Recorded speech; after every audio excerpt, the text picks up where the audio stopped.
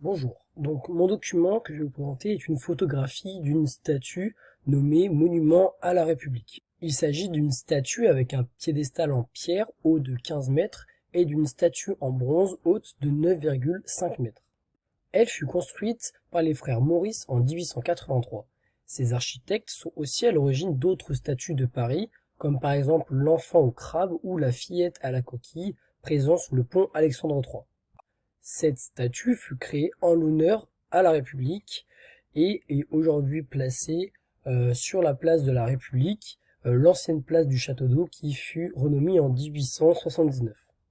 Pour la description, nous allons procéder de bas en haut du piédestal jusqu'à la statue. Donc tout d'abord, en bas du piédestal, on retrouve une statue en bronze d'un lion placée devant une urne. Il s'agit d'un symbole de la protection du suffrage universel masculin. Puis, tout autour du piédestal, on retrouve des plaques en bronze qui sont des bas-reliefs censés représenter des événements majeurs de la République, comme par exemple le serment du jeu de paume ou encore la prise de la Bastille. Au premier plan du piédestal est inscrit « À la gloire de la République française, ville de Paris 1883 », ce qui nous renseigne encore une fois sur les origines de cette statue. Ensuite, autour du piédestal, on retrouve trois figures féminines qui sont des symboles des valeurs de la République. Nous avons la liberté à droite, l'égalité à gauche et la fraternité qui est à l'arrière. Ces trois figures féminines tendent toutes des instruments symboles de leurs valeurs. Par exemple, la liberté tend une flamme qui est le symbole de la liberté.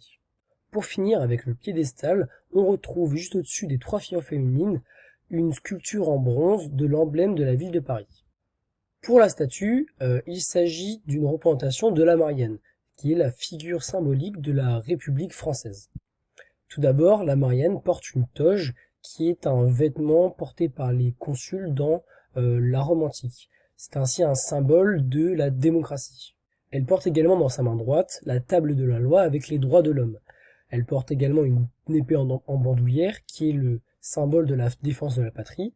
Elle porte enfin une couronne de laurier, symbole de la victoire, et le bonnet phrygien qui est un symbole républicain mais également un symbole de liberté. Enfin, la Marianne tend un rameau d'olivier qui est le symbole de la paix.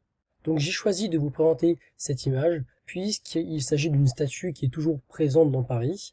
On peut l'observer encore aujourd'hui et les symboles qu'elle met en scène sont toujours utilisés en symbolique pour la République ou tout simplement on peut les retrouver dans d'autres statues de Paris républicaines.